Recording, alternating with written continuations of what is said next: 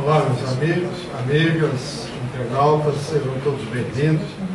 Vamos dar continuidade ao estudo do EAD, ao estudo aprofundado da doutrina, e vamos concluir hoje esse tema que nós iniciamos no encontro passado, o homem da mão mirrada, da mão ressecada, da mão incompatível com o seu trabalho que ele executa regularmente. Mas antes disso, e o carnaval? Nós oramos e vigiamos? Ou deixamos de vigiar e nem oramos?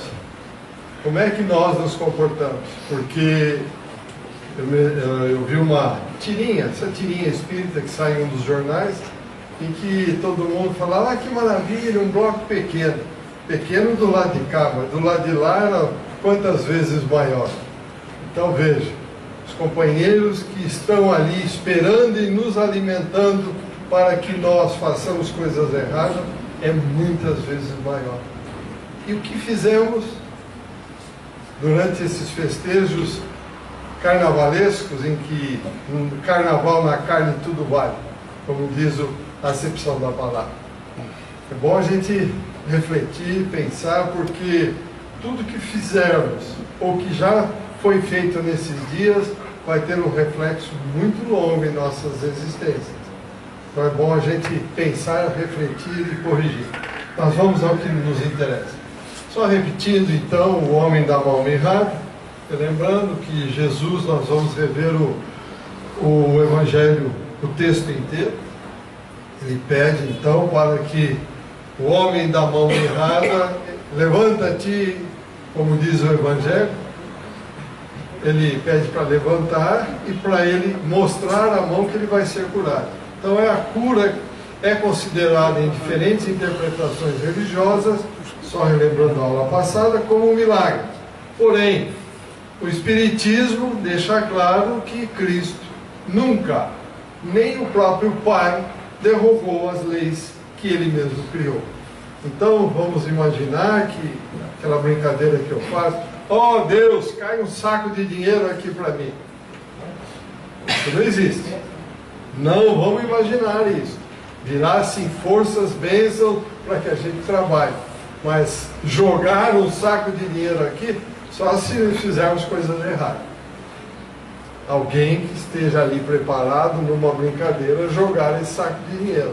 Mas do mundo espiritual, jamais uma lei vai ser derrogada. Então vamos ao texto evangélico. E aconteceu também em outro sábado, quer dizer, já tinha acontecido anteriormente, que entrou na sinagoga e estava ensinando.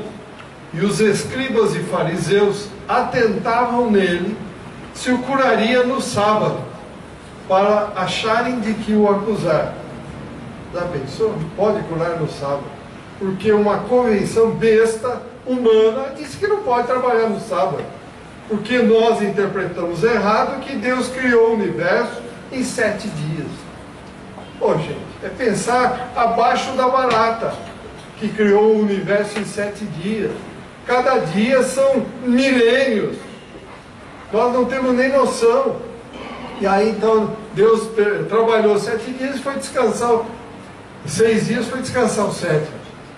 Só numa cabeça pequena, infantil, que consegue imaginar uma bobagem dessa, interpretar desta forma. E é o que faziam naquela época, e não sei se fazem até hoje.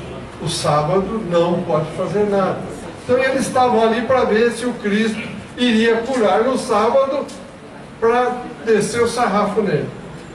Mas ele, conhecendo bem os seus pensamentos, disse ao homem que tinha a mão mirrada: levanta-te e fica em pé aqui no meio. E ele, levantando-se, ficou em pé. Então Jesus lhes disse para todos: uma coisa hei de perguntar: é lícito nos sábados fazer o bem ou fazer o mal? Salvar a vida ou matar? E olhando para todos ao redor, disse ao homem: estende a mão. E assim ele fez, e a mão lhe foi restituída sã como a outra. E ficaram cheios de furor, e uns com os outros conferenciavam sobre o que fariam com Jesus. Lucas capítulo 6, versículos 6 a 11. Ficaram cheios de furor, porque Jesus fez coisa que foi contra aquela cristalização infantil que estava na cabeça deles. Como nós ficamos cheios de furor quando alguém nos contraria e faz coisas que nós não gostaríamos que fizesse. O que mudou daquela época para hoje? Só o tempo que passou, nada mais. Continuamos iguaizinhos. O que nós mudamos, meus amigos e amigas? Então vamos em frente. Na análise, então, concluímos que Jesus considerava absurda a tradição judaica de que o bem deveria ser realizado em dias específicos. Daí ter ele contrariado a norma e provocado o quê? Reflexões e discussões. Esta foi a finalidade de Jesus: trazer novas discussões, novas reflexões, sair daquela mentalização excessiva, cristalizada que nós estávamos e continuamos até hoje. Então nós vimos também que a Gênesis, no capítulo 15, Allan Kardec disse o quê? Que Jesus operava suas curas em dia de sábado para protestar contra o rigorismo dos fariseus no tocante à guarda deste dia. Quem são os fariseus hoje? Quem eram os fariseus naquela época? Para dizer que não pode trabalhar de sábado. Se o Cristo mesmo ensinou para nós que meu Pai não cessa de trabalhar, e nós tiramos aí um monte de dias, carnaval, não sei o que, é feriado A, feriado B, não pode trabalhar, tem que descansar. Vamos pensar um pouquinho, será que nós não somos egoístas ao extremo? Será que nós não olhamos só para o nosso pé? Será que nós não pensamos só em nós mesmos? Vivemos um dependente do outro, temos voz para nos comunicar e nos entender, mas na hora que temos que fazer para o bem do outro, nós fazemos? Queria então Jesus mostrar-lhes que a verdadeira piedade não consiste na observância das práticas exteriores e das formalidades, mas que a verdadeira piedade está nos sentimentos do coração. Amor a Deus e amor ao próximo como a ti mesmo. É o coração que tem que mandar. Mas é o coração que manda atualmente na humanidade? Não é isso que nós vemos? É isso que nós vemos? Não, não é nada disso, gente. É assustador o que nós vemos na humanidade hoje. O excesso de egoísmo, o excesso de, se não entender, tem que ser do meu jeito. Pum, corta o pescoço. Me dá o teu relógio. Não dá, morre. Me dá a nota de 5 que está no teu bolso. Não deu, morre. O que é isso, gente? O que é isso? Isso é evolução? Nós deixarmos um bichinho chamado Aedes aegypti, numa era de tecnologia, brincar conosco, dá em nós de 100 a 0. Não adianta muito termos tecnologia, um bichinho desse está fazendo um estrago. Não tem jeito, tem que achar a vacina, tem não sei o que, tem. Há quantos anos já se fala, desde 1947, que existe esse bichinho voando para lá e para cá? E por que não combatemos? Porque não houve interesse em combater. Para que esses governantes de todos os países vão se preocupar com isso? Ninguém está aí com ninguém, gente. Olha a palhaçada que nós estamos vendo no nosso planeta atualmente. Foi nos dada a inteligência, o raciocínio, a lógica, a razão. O que estamos fazendo com isso? Cristo veio, ensinou, falou, temos que ter piedade, isso está no coração. O que nós estamos fazendo com tudo isso? Estamos brincando.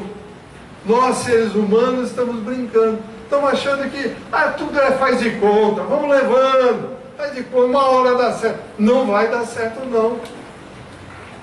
Nós estamos aqui para aprender e para colaborar. Mas nós não estamos querendo nem aprender, nem colaborar. Nós estamos querendo que alguém chamado Deus, divindade, faça tudo o que nós temos que fazer. Qual a justificativa que Jesus tinha para tamanha afirmação, diz Kardec? Meu Pai não cessa de obrar, até o presente eu obro incessantemente. Ponto. Por que nós não temos que trabalhar? Temos que descansar? Óbvio que temos que descansar, porque o corpo físico não aguenta. Por que nós temos que só achar que temos que viver numa boa? Nós não viemos aqui para isso. A boa depende do nosso pensamento, depende daquilo que nós estivermos sentindo, uns pelos outros. Egoísmo absoluto, né? Eu quero tudo para mim e os outros que se danem. E conclui Kardec dizendo o seguinte: Deus não interrompe as suas obras, nem sua ação sobre as coisas da natureza em dia nenhum, inclusive no sábado. Já pensou Deus dar uma ordem?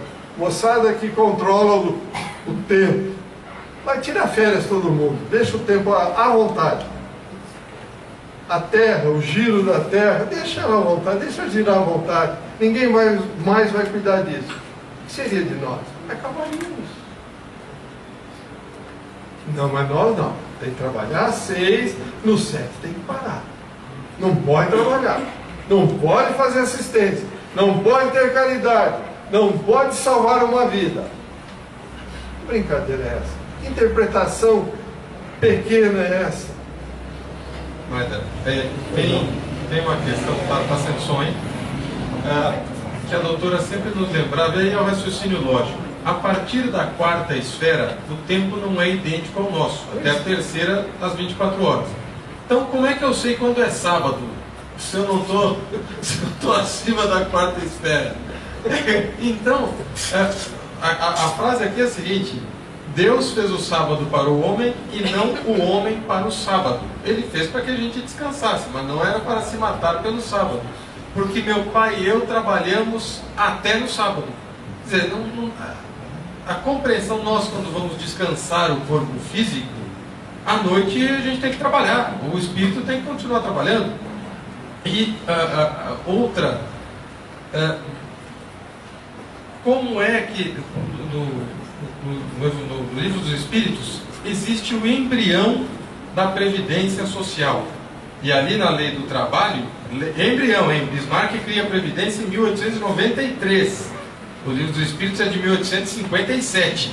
Se a gente for olhar ali, é exatamente o que é a previdência social. E ele diz o quê? Que a pessoa tem que trabalhar no limite das suas forças, a pessoa é encarnada, né? Quando a gente descansa, tem que pedir a Deus, por favor, nos arrume um trabalho para de lá, que senão acontece o que o André Luiz fala.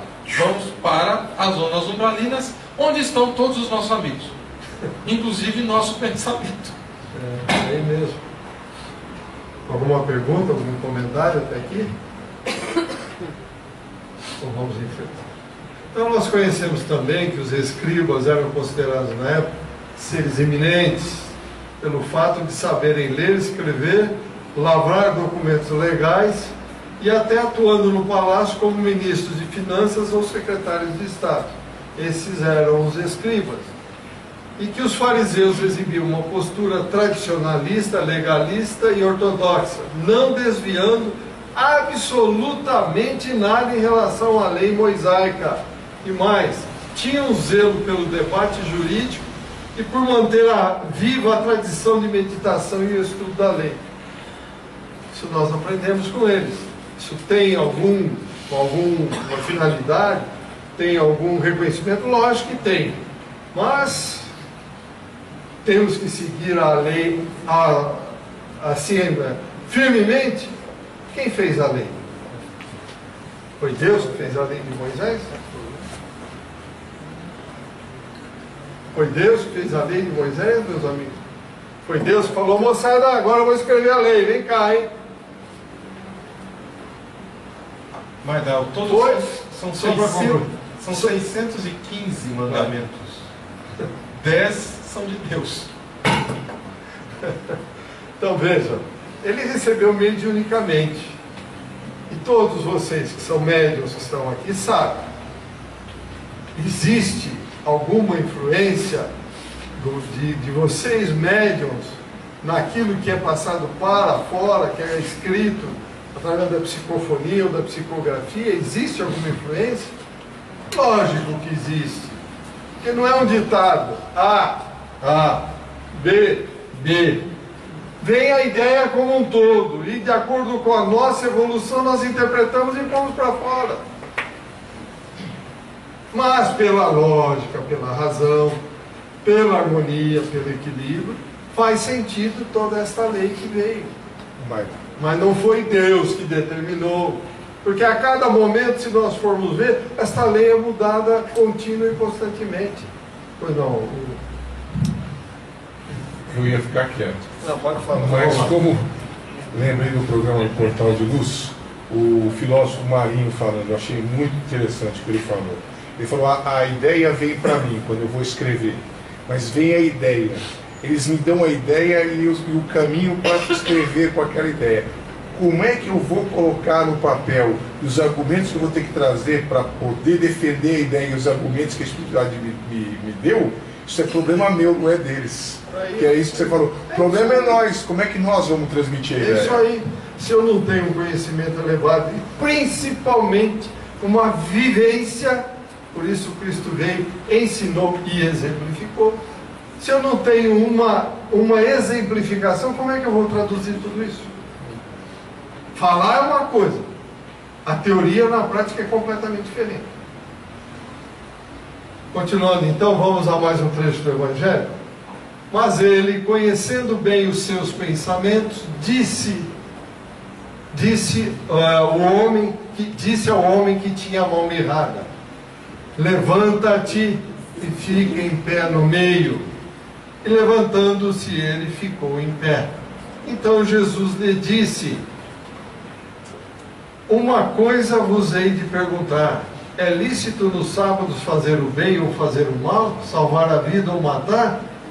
As aguçadas percepções de Jesus então captaram os pensamentos e sentimentos reprovadores dos escribas e fariseus. Sendo assim, para se tornar mais patente a cura e valorizar a prática do bem, atraiu o homem de mão mirrada para o centro da sinagoga, quando ele diz: levanta-te e fica no meio. Veja, ele podia ir num cantinho assim falar: olha, levanta a mão, cura, tá? Não, mas fez questão no meio para toda a sinagoga ver que no sábado podia trabalhar assim.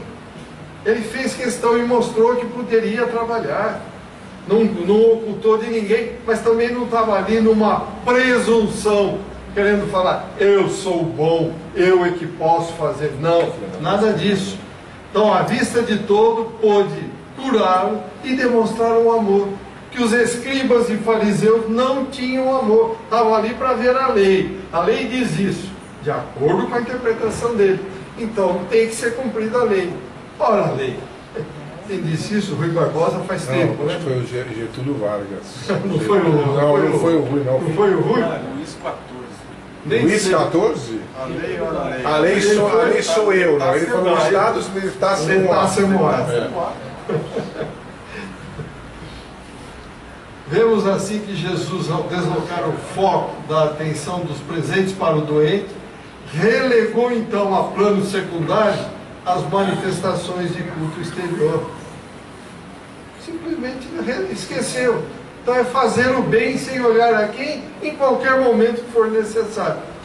Estamos indo ali, de repente alguém vai cair num desfiladeiro, está pendurado numa corda.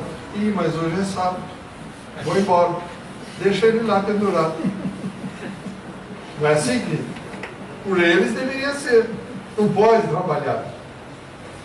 Os doutores da lei ficaram estupefatos com a atitude de Jesus. Por que então essa estupefação, meu Deus, esse deslumbre, não é nem vislumbre, deslumbre? Porque a rigor não demonstraram preocupação pelo sofrimento do homem. Dane-se o homem, no entender dos escribas e fariseus. A lei tem que ser seguida, ipsis literis.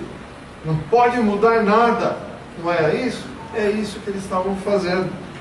E também porque a caridade não era para eles uma prioridade. Não era uma prioridade. E para Jesus é uma prioridade. Quando ele diz amor a Deus e amor ao próximo como a ti mesmo. Eu só vou amar o próximo se eu tiver caridade no coração. Senão eu não vou amar. Ou vocês discordam comigo?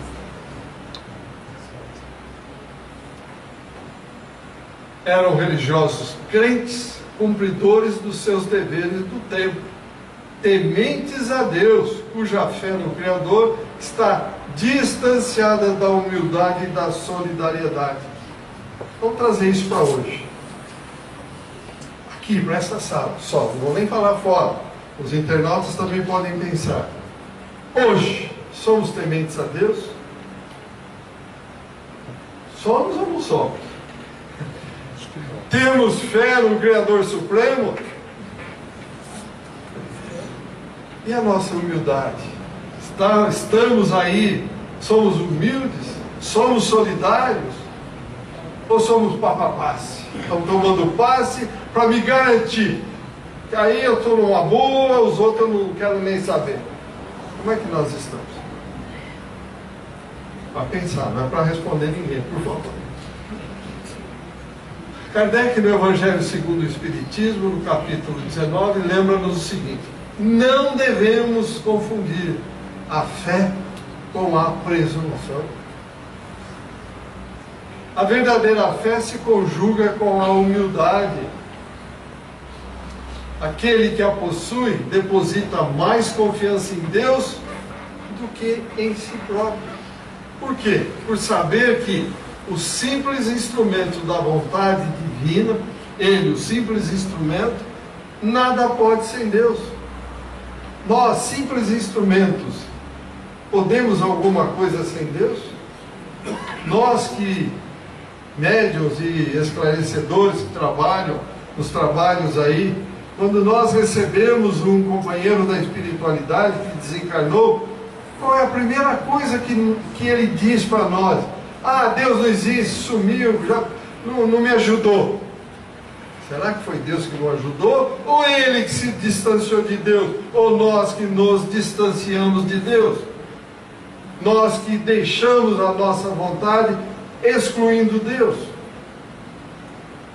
Ou nós que queremos mágica? Oba, desencarnei, Deus me ajuda? Pá, é isso. Isso não existe. Isso não existe. Eu vou receber, ou cada um de nós receberá aquilo que plantamos, aquilo que nós jogamos para o universo. Quanto mais coisa boa eu vou receber. O que revela a frase, levanta-te e fica em pé no meio. Levantando-se ele, ficou em pé. Aí, ó. Revela a autoridade de Jesus, de quem sabe o que está fazendo, que conhece perfeitamente a situação e todas as implicações que teria por aquele gesto. Levanta-te, fique de pé. Ele sabia de tudo, tinha noção do que ele estava fazendo. E nós, no nosso dia a dia, temos noção de tudo que fazemos ou achamos que temos? Nós refletimos ou simplesmente joga já pedra de imediato contra quem está do nosso lado ou quem principalmente discorda de nós? O que nós estamos fazendo? Ninguém está perguntando nada, acho que é melhor até acender a luz aí, vamos dormir tudo aí, viu, Flávio? Todo mundo está percebendo que está ficando preocupado. Mas não é. Acho que tem uma dificuldade aí, Marta, quando as pessoas, a gente quando vai aprender qualquer coisa se emociona às vezes demais, né? Isso é uma coisa que eu só vi a doutrina espírita colocar, alegria demais também é nociva. Às vezes você fica tão emocionado em contato com o poder superior que você acha que você vai se impor aos outros. E aqueles que resistem são os inimigos a serem derrotados. Você não compreende que cada um tem um tempo para compreender aquilo que agora você emocionadamente quer exercer e quantas vezes você renunciou. Então nos falta a paciência, né? A virtude da paciência para você chegar, absorver a lição e conviver com aquela pessoa, que é o que você falou. A gente tem que plantar, e plantando simpatia, e plantando amor nos ambientes, e plantando as coisas para depois. E o Flávio, que gosta do Emmanuel, né, Flávio? Bastante, estava falando isso no começo do trabalho, a lição que ele, enquanto Públio Lentulus, levou de Jesus. Ele tinha que testemunhar, e ele não quis, por uma questão de vaidade. E por quantos séculos e séculos teria poupado de sofrimento se viesse a minha luz do dia, que é o que você falou da humildade, e pedisse. A gente tem vergonha. Então, ele, por orgulho também, perder as benesses que ele tinha do cargo que ele tinha então, medo de perder, opa, deixa quieto, não vou. E aí, tá aí, ó, quantos anos foram perdidos? 1.500 anos? 20 minutos por 1.500 anos. Aí, aqui, Maida, nesse caso, desculpa, só, a gente pode fazer um paralelo e o porquê que Jesus falou da fé do centurião. Que era um pagão, não tinha nada a ver com a religião deles, mas ele reconhecia a autoridade de Jesus, coisa que os próprios judeus não reconheciam. Então, ele, pagão, reconheceu, inclusive se sentindo humilhado se Jesus fosse à casa dele, por ser um pagão. É verdade. Por isso que a cura foi imediata. E ele usou o amor para isso. Fé é verdadeira, humilde. Trata-se ainda de uma instrução que coloca o necessitado em posição de reerguimento físico e espiritual. Quer dizer, deu força para ele se sentir em condição de receber a cura. Favorável, então, à concretização da cura. Então, nós temos que querer, temos que saber, temos que fazer com vontade, com determinação, com aquela vontade firme e sincera de ajudar. Não vamos imaginar também nós aqui que trabalhamos no Lar do Alvorecer e simplesmente lá no Lar do Alvorecer cumprir lá o tempo que a gente faz e acabou, vamos embora. Não. Temos que tratar com humildade todo mundo, principalmente aqueles necessitados que estão lá. São os nossos professores. Com eles é que nós vamos aprender a parar infinitas arestas que estamos trazendo de outras encarnações. E nenhum de nós é melhor do que eles não, hein? Não vamos pensar bobagem não, por favor, hein? Vamos refletir bastante. Estamos tendo uma oportunidade infinita e não sei se teremos outra tão brevemente. Então vamos tratar aquelas pessoas com muito carinho, com muita atenção, como se fossem realmente nossos irmãos, para que com isso possamos recrudescer a verdadeira fé e não o faz de conta. Comentários, perguntas? Vamos em frente. Então, sob o influxo da personalidade firme e amorosa de Jesus, o doente então prontamente atende à sua instrução, levanta-se e fica de pé.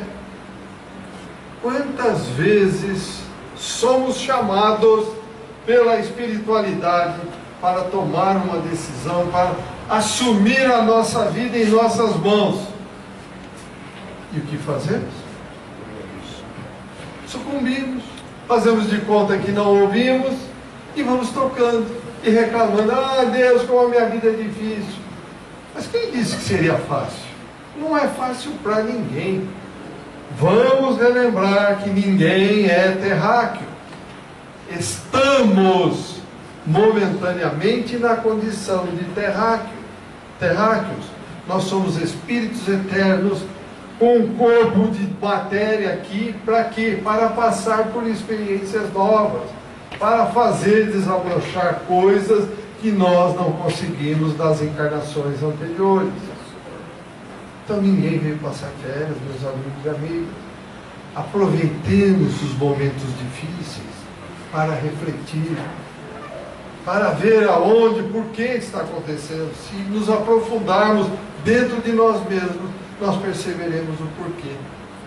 Então é o caso, o doente prontamente atende a instrução. Se nós entendermos essas instruções que vêm, aprendemos a não olhar para o chão, a não nos fixarmos na matéria e começar a olhar para o mundo espiritual, o mundo sutil, nós vamos começar a perceber que estamos recebendo a todo momento instruções, mas não damos atenção. Então, antes de qualquer iniciativa por parte dos escribas e fariseus, Jesus lança-lhes uma questão, concedendo-lhes oportunidade para refletir. E o que eles fizeram? Refletiram. O que nós fazemos com tudo aquilo que recebemos? Vociferando. Não aceitamos. Brigamos. É o que eles fizeram, a mesma coisa. Pergunta-lhes então Jesus, é lícito no sábado fazer o bem ou fazer o mal? Salvar a vida ou matar? Então essas perguntas de Jesus expressam uma estratégia junto àquele grupo constituído por pessoas legalistas, ortodoxas, mas em sua maioria endurecidas e insensíveis. E nós já abrandamos o nosso coração ou continuamos insensíveis? Ah, mas eu já me tornei espírita. Quer dizer, nós frequentamos uma casa espírita, mas nos tornamos cristãos, seguidores do Cristo, amamos a Deus sobre todas as coisas e ao próximo como a nós mesmos. A indagação tinha ainda um intuito de abrir uma brecha naquelas mentes cristalizadas pelo excesso de zelo religioso. Quantos de nós, em outras vidas, não fizemos isso? Ou hoje não fazemos isso? Pelo zelo religioso que puseram na nossa cabeça e nós, por preguiça de ler, de buscar a lógica, a razão, entendemos aquilo como verdade absoluta e saímos disparando contra aqueles que não são das nossas fileiras. Não é verdade? Quantos de nós não fazemos isso?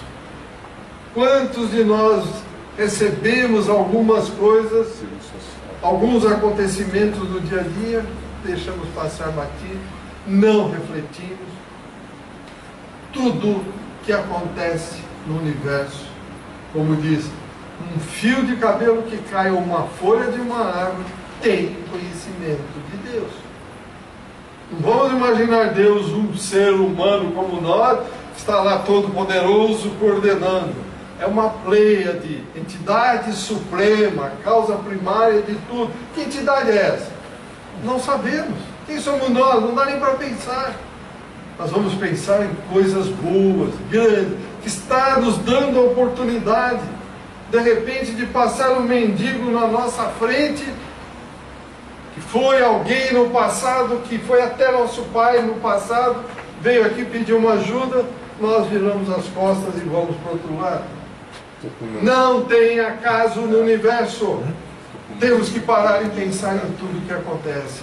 E ninguém, repito, veio aqui para passar imune. Nós planejamos tudo isso, cada um de nós. De certa forma, Jesus estava dando um estímulo aos interlocutores para pensar. Pensar. É isso que nós temos que fazer. E nós não gostamos.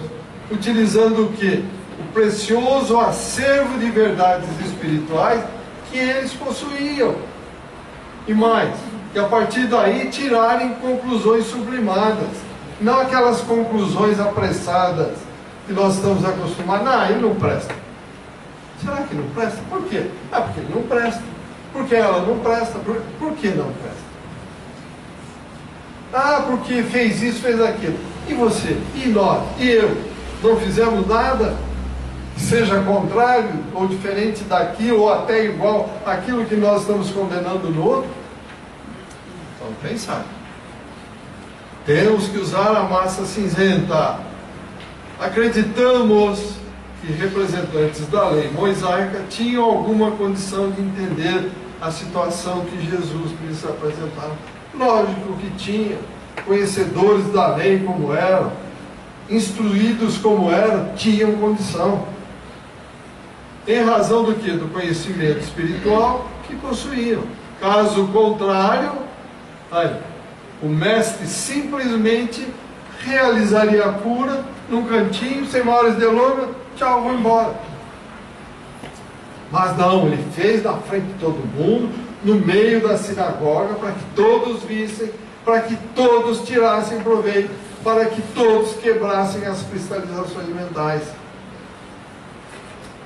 Entretanto, eram pessoas que usualmente não exercitavam a solidariedade como norma de conduta, apesar de prescrevê-la. É muito fácil nós aqui falar, olha, faça a caridade, amem a Deus, amem ao próximo. Mas não posso só falar isso, eu tenho que fazer. Porque nós que fazemos uma exposição, não vão vocês imaginar que se nós não fizermos isso que nós estamos falando, vai ficar de graça. Quantos de vocês estão ouvindo? Quantos internautas estão ouvindo? Acreditam nisso? E eu faço o contrário? Eu estou indo contra esta rede positiva. Serei cobrado amanhã. Serei cobrado. Alguma pergunta, algum comentário até aqui? Fora o Hugo e o Flávio, ninguém fez uma pergunta hoje. Flávio, acho que precisa acender a luz aí para todo mundo acordar, viu?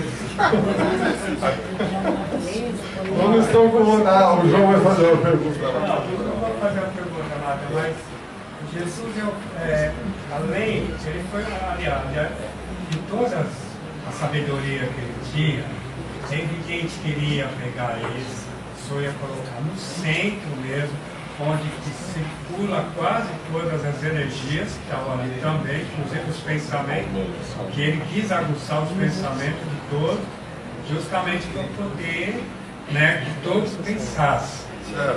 Foi muito sábio mesmo ele fazer todo esse, colocar no centro, para que a pessoa pudesse realmente buscar isso, que é talvez isso que nós também devemos observar quando nós for julgar alguém ou criticar alguém, julgar nós no círculo também, para ver se a nossa consciência também vai pesar. Né? É uma sabedoria muito grande dele fazer. Foi sim. E tudo que nos acontece, João, é o seguinte, é para pensar mesmo. Sim. Tudo, como eu disse há pouco, nós estamos em experiência, estamos na escola terra, passando por experiências novas, desenvolvendo novos conhecimentos, principalmente sentimentos, que esses estão aí guardadinhos, escondidos. É isso que nós temos que aflorar, pôr para fora. Nós vamos no conhecimento, mas o sentimento vai ficando para trás. Mas estamos chegando lá, né, Mário? Estamos Espero tentando. que cheguemos, meu Deus. Estamos tentando. Tanto é que, logo no início que você falou do carnaval, eu fiquei quietinho, mas agora eu vou te responder. Eu quis ficar em casa sem muvuca nenhuma, não fui nada, não atraí ninguém. Fiquei com a minha família, acabou, não quis. Eu não quis nem o obsessor do meu lado, não. Mesmo que viesse, a gente estaria pronto também para tentar resolver. Mas, graças a Deus, eu estou tranquilo. Que bom. Mais comentários, mais perguntas? Só uma questão, para ver a nossa falta de observação e lógica. Jesus fez a cura no sábado. Eles se apegavam, até hoje a gente se apega à questão, curou no sábado. Não, Jesus curou. Quer dizer, o que vale mais? Ele curou a pessoa, não interessa o dia que era.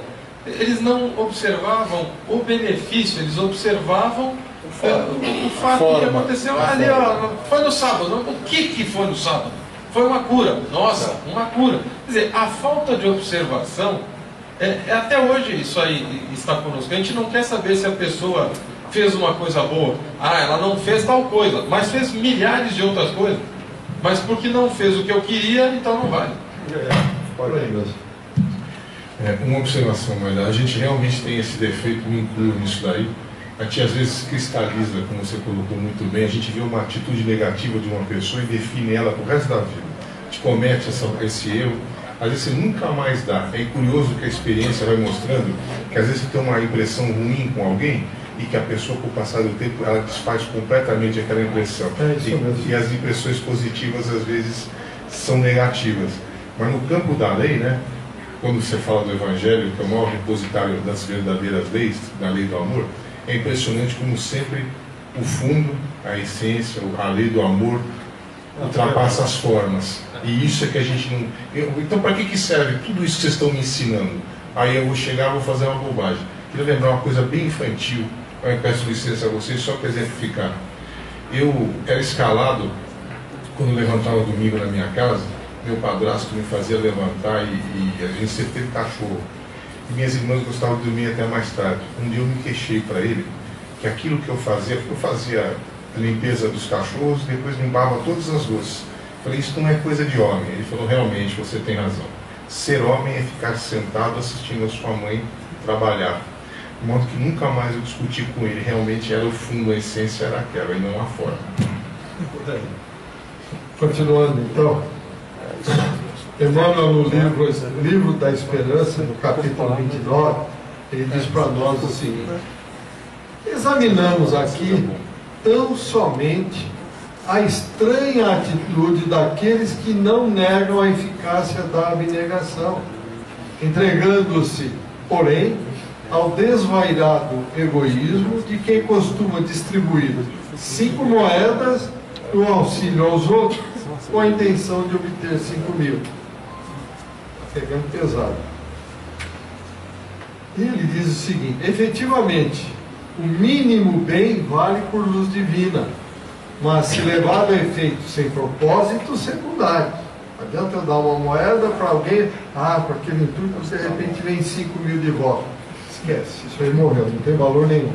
Precatemo-nos, diz ele, desse modo contra o sistema do meio bem, por onde o mal se insinua, envenenando a fonte das boas obras. O bem pede doação total para que realize no mundo o bem de todos. Não tem essa de dar uma moedinha, eu vou ajudar porque eu sei que amanhã ele vai me trazer, vai me dar 5 moedinhas, ou ele vai me arrumar um emprego, ou ele vai... É fazer o bem sem olhar a quem. Que esta não saiba o que esta fez, disse o Cristo. Quantas reflexões isso aí traz para nós, não é verdade? Como é que nós vamos ajudar pensando em retribuição? Isso tem validade nenhuma. Nenhuma. Vamos a mais um trecho do Evangelho. E olhando para todos ao redor, disse ao homem: estende a mão. E ele assim o fez, e a mão foi restituída sã como a outra. Lucas capítulo 6, versículo 10. Então nós deduzimos que a mão seca era uma atrofia provocada por ação obsessiva. Não por manifestação da lei de causa e efeito. Por que ele diz isso? Porque cessada a ação obsessiva afastada por Jesus, a mão ficou sã. E agora vem uma explicação. Os obsessores conhecem inúmeras técnicas obsessivas. Quando falamos de obsessores, nós não estamos falando em, desculpa a brincadeira, Zé Ruela, Mané Coitado, nada disso não, gente. Estamos falando em gente que tem conhecimento. E olha, está aí. Quer ver? Entre elas, encontramos a dominação magnética, que pela retirada do fluido vital, nos processos conhecidos por vampirismo, pode lesar um órgão, sistema ou aparelho do corpo humano, de forma reversível ou irreversível. Então nós não estamos lidando com ninguém que não conhece nada, que de repente encostou em nós, como vulgarmente diz, o encosto. Não tem nada disso não, gente. É gente sabida. E se ele não sabe, tem escola para ensinar no lado mal também. Ele vai aprender. O espírito Francisco Menezes Dias da Cruz, no livro Instruções Psicofônicas, nesse capítulo, fornece-nos alguns elucidativos esclarecimentos. Ele explicando o mecanismo de ação nesse tipo de obsessão.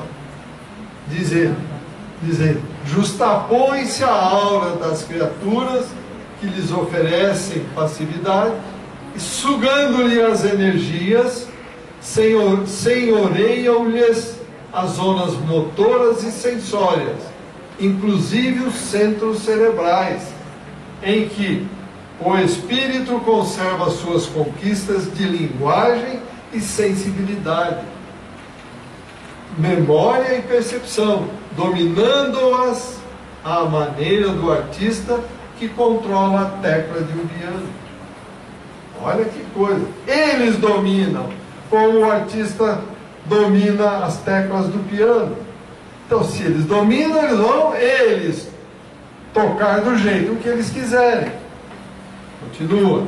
Criando assim no instrumento corpóreo dos obsidiados as doenças fantasmas de todos os tipos, que, em se alongando no tempo, operam a degenerescência dos tecidos orgânicos, estabelecendo o império de moléstias reais que persistem até a morte. É para assustar, é para pensar. Obsessor, eu vou no centro espírita e deixo lá meu imposto. Não é assim não.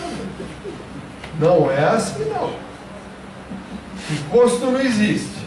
Existe amigo traído que prejudicamos no passado, que está aqui para tirar satisfação do que fizemos. Mas e Deus não vê isso? É óbvio que vê. O plantio é livre, mas a colheita é obrigatória.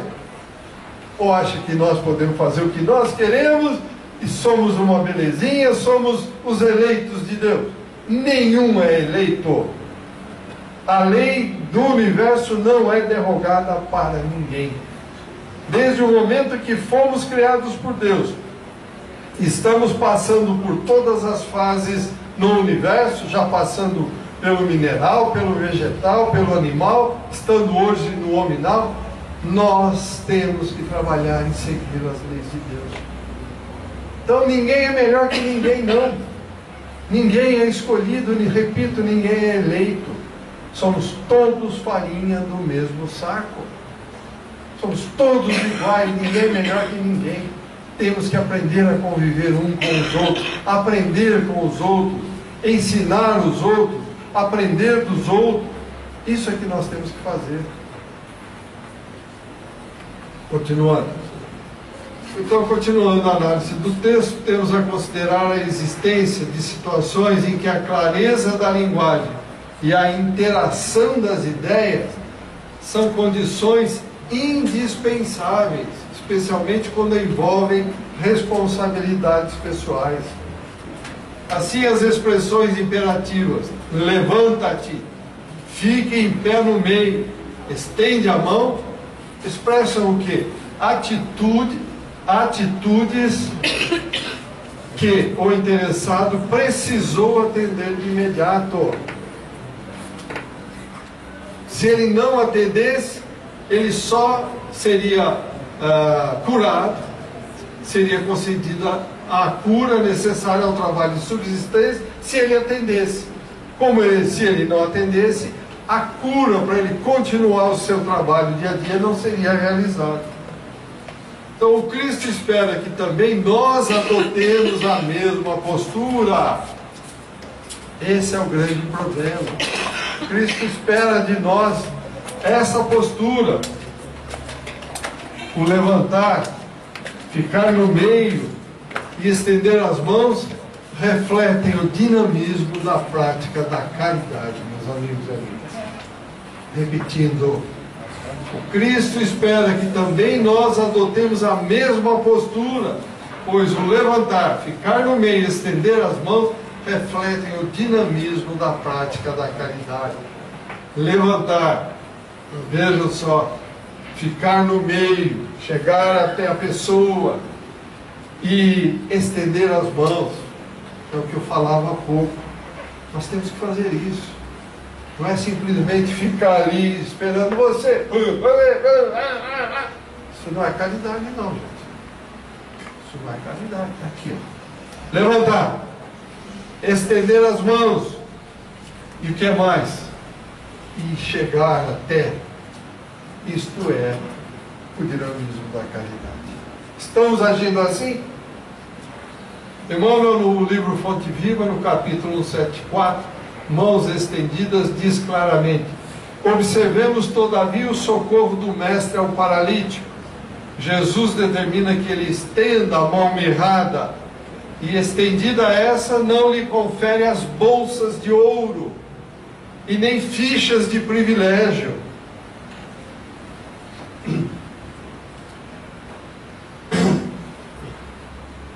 Então determina que,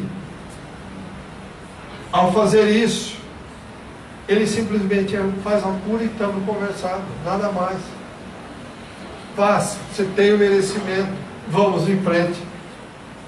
Ele conclui dizendo o seguinte: então lhe devolve a oportunidade de serviço, porque com a mão mirrada, deve ser a mão destra, possivelmente, como nós vimos no encontro anterior, e isto fazia uma diferença muito grande.